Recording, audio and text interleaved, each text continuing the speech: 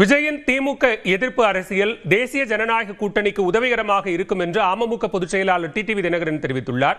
News 18 Tamil Nadu தொலைக்காட்சிக்கு பிரத்யேக பேட்டியளித்த அவர் களத்தில் திமுக மற்றும் அதிமுக இடையேதான் போட்டி என்று கூறினார். கூட்டணி பலங்கிறது தேர்தல் அரசியல்ல அது ஒரு ரொம்ப முக்கிய பிரதானம். அப்போ அந்த கெமிஸ்ட்ரிங்கிறது அங்க ஒர்க் ஆகுது. திமுக அலையன்ஸ்ல நம்ம அலையன்ஸ் ஒர்க் ஆகுதா? அதே அளவுக்கு ஒர்க் ஆகுதா? கூட்டணி பலம் தான். இதே மாதிரி கூட்டணி பலத்தோட தான் ஆர்கே நகரத்தில் திமுக போட்டிட்டு ஒரு ஆட்சி மேல அதிருப்தி வந்த பிறகு அது எத்தனை கூட்டணி இருந்தாலும் அது தோல்வியை தான் சந்திக்கும். இந்த தேர்தலில் நீங்க அதை பார்க்கலாம்.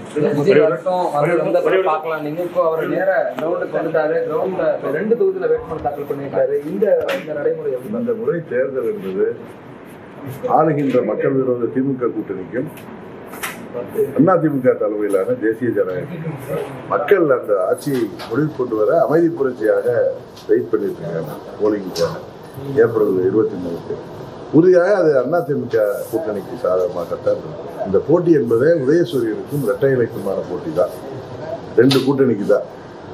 அதனால ஆளுங்கட்சி மேல உள்ள மிக கடுமையான அதிருப்தி வெளியில் காட்டாமல் மக்கள் வைத்திருக்கிறாங்க. ஏன்னா திமுக எப்பொழுதுமே சட்டத்தை கையில் எடுப்பவர்கள் பொதுமக்கள் அமைதியாக இருந்து தங்கள் முடிவை தெரிவிக்கப் போகிறார்கள். அதனால மற்ற கட்சிகள் எங்களுக்கு போட்டியாக இருக்க மாட்டார்கள்.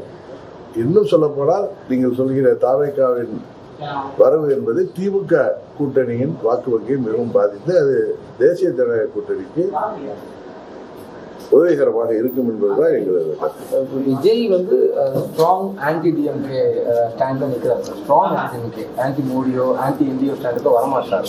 அப்போ அது எப்படி அவர் அதிமுக கூட்டணியை கொஞ்சம் குறைச்சி மதிப்பிடுற மாதிரியே நீங்களும் அவரை குறைச்சி மதிப்பிடுறீங்க? குறைச்சி மதிப்பு இல்லை, அவர் அவருடைய இதை வைக்கிறார். நாங்களும் திமுக ஆளுங்கட்சியை தானே சொல்றாரு அவரே. அதனால திமுக எங்களுக்கு போட்டிங்கிறார். அவ்வளவுதான். அது எங்களுக்கு உதவிகரமாக இருக்கு.